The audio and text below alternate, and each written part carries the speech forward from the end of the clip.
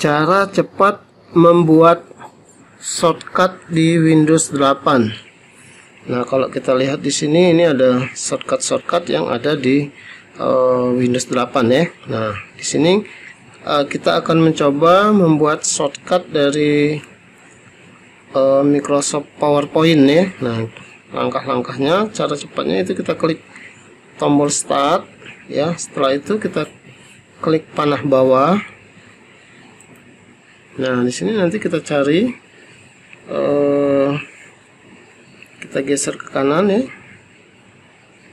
Nah, geser ke kanan terus sampai ada Microsoft PowerPoint. Nah, ini ada Microsoft PowerPoint-nya ya. Nah, kalau ada ini kita klik kanan di Microsoft PowerPoint ini. Ya, nah di sini kita ambil, kurang kelihatan ya. Di sini kita ambil Open File Location ya. Yang paling bawah ya. Nah, ini yang paling bawah. Nah, kalau sudah dia tampil shortcut yang ada di Microsoft Office ya.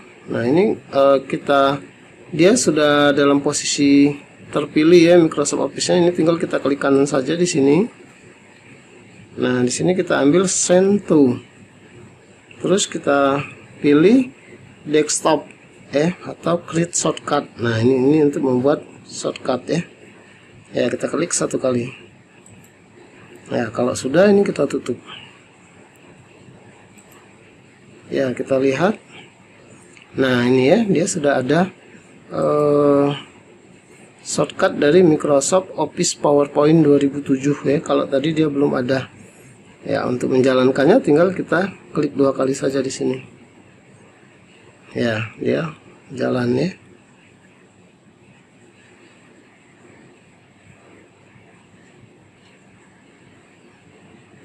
Nah, dia sudah langsung masuk ke Microsoft PowerPoint 2007.